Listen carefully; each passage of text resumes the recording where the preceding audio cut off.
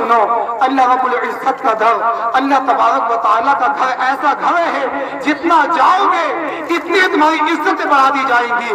کوئی کسی طرح کے القاب سے پکارے گا، کوئی کسی طریقے سے عزت سے نوازے گا، یعنی اللہ رب العزت کے گھر میں جتنا جاؤ گے لوگ تم سے اسی طریقے سے عزت سے بولتے ہوئے نظر آئیں گے۔ اور یاد رکھنا، جب کوئی انسان اللہ تبارک و تعالیٰ کی بارگاہ میں سر کو جھکاتا ہے تو اللہ تبارک و تعالیٰ کی رحمت اس بندے کو گھیر لیتی ہے۔ جس طریقے سے صحابہ کرام نے پیارے آقا علیہ الصلوۃ والسلام سے محبت کری، جس طریقے سے اللہ کے نیک بندوں نے، تابعین نے، تبع تابعین، خلفائے راشدین، محدثین، محققین، اولیاء کاملین، بزرگان دین نے محبت کی، اسی طریقے سے ہم لوگوں کو بھی ضرورت ہے کہ ہم بھی پیارے آقا علیہ الصلوۃ والسلام سے سچے دل محبت کر رہے۔ میرے عزیزو، جانتے نہیں آپ حضرات کہ اس وقت جو سب سے بڑا مومن کا ہتھیار ہے وہ ایک نماز ہے، اور نماز کو ہم لوگوں نے سب سے ہلکے میں لیا جا رہا ہے۔ نماز کے ٹاپک پر بہت زیادہ ہم لوگوں کو سمجھایا جا رہا ہے۔ آخر اس کی وجہ کیا ہے؟ کیونکہ نماز یہ حکم الہی ہے اور بعض خیر و برکت ہے۔ اللہ والوں نے اگر بڑے بڑے مقاموں پر فتح حاصل کری ہے تو وہ نماز کی برکت سے فتح حاصل کی ہے۔ اگر اللہ والوں کی زندگی میں پریشانی آئی ہے تو نمازوں سے ان لوگوں نے حل کیا ہے۔ آج تمہارے پاس پریشانی آ رہی ہے تو تعویذ والوں کے پاس بھاگ رہے ہو کہ جناب تعویذ کر دیجئے، فلاں تعویذ دے دیجئے۔ میرے عزیزو، یاد رکھو، تعویذ والے کے پاس جانے کی ضرورت نہیں ہے، بلکہ جس تعویذ والے کو جس نے بنایا ہے اس کے پاس جانے کی ضرورت ہے۔ اگر کوئی پریشانی آ رہی ہے، اللہ تبارک و تعالیٰ کی بارگاہ میں جھکو، اللہ رب العزت کی بارگاہ میں جھکو گے تو یاد رکھنا تمہاری عزتیں بڑھا دی جائیں گی۔ اس لیے کہ اگر کوئی انسان، اللہ رب العزت کا گھر ایسا گھر ہے، انسان جتنا جاتا ہے اس کی اتنی عزت بڑھا دی جاتی ہے۔ اگر آپ اپنے کسی رشتہ دار کے مکان پر جائیں، اگر مہینے میں 2 یا 3 یا 5 چکر لگا دی مہینے میں اپنے رشتہ دار کے یہاں، تو آپ کو جو رشتہ دار ہے آپ کو مشکلیں جو کھانے کے معاملے میں پوچھے، یا یہ تو آتی والا ہے، یہ تو ہر ہفتے میں آ کر بیٹھ جاتا ہے، لیکن میرا عزیزو سنو، اللہ رب العزت کا گھر، اللہ تبارک و تعالیٰ کا گھر ایسا گھر ہے جتنا جاؤ گے اتنی تمہاری عزتیں بڑھا دی جائیں گی۔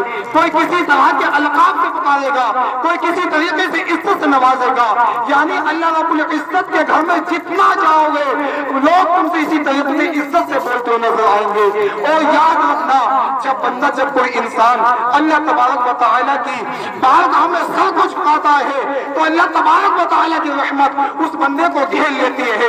آج لوگوں کی یہ شکایت ہے، جناب فلاں انسان تو نماز بھی نہیں پڑھ رہا ہے، فلاں انسان تو شریعت پہ بھی نہیں چل رہا ہے، اس کے باوجود بھی وہ اتنا امیر ہے، وہ اتنا کروڑپتی ہے، اس کے پاس اتنا بینک بیلنس ہے۔ میرا عزیزو سنو، حضرت موسیٰ علیہ السلام نے جب اللہ رب العزت کی بارگاہ میں عرض کی، اے مولا، جب تو کسی بندے سے ناراض ہوتا ہے تو سب سے پہلے کس چیز کو چھینتا ہے؟ تو توجہ کے ساتھ سنیے، اللہ تبارک و تعالیٰ نے فرمایا، اے موسیٰ، میں سب سے پہلے اس بندے سے سجدوں کی توفیق چھین لیتا ہوں۔ اب میں آپ حضرات سے پوچھنا چاہتا ہوں، اللہ تبارک و تعالیٰ سب سے پہلے کس چیز کو چھینتا ہے؟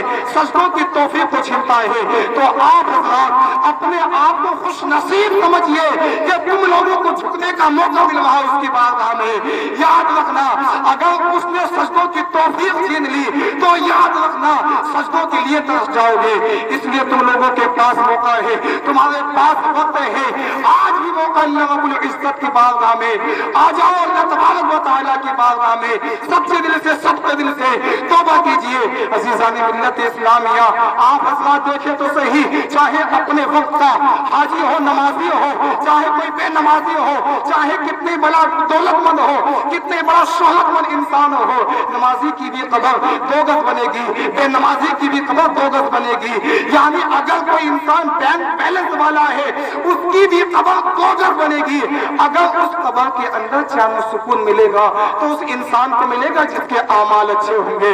اس لیے آپ حضرات توجہ کے ساتھ سنیے، آپ لوگ یہ نہ دیکھیے کہ جناب میں تو فاقے سے زندگی گزار رہا ہوں۔ میرے عزیزو، اللہ تبارک و تعالیٰ کے ہر کام میں مصلحت ہوا کرتی ہے، اللہ رب العزت کے ہر کام میں बेहतरी हुआ करती है, बल्कि इंसान की पहचान तो ये है, बंदे की पहचान तो ये है, हर वक्त हर हाल में खुदा का शुक्र अदा करे।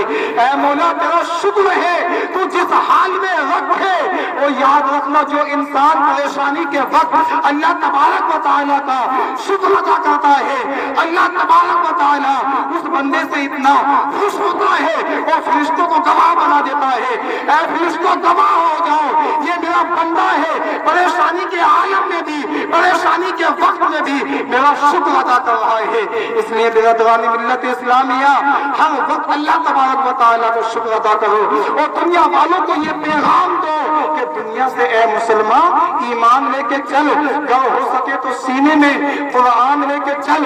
इंसान कितना सख्त अंधेरा है कब्र में, शमा जलाने दीन का सामान लेके चल, तुरबत भी जगमगाएगी, जन्नत भी मिलेगी।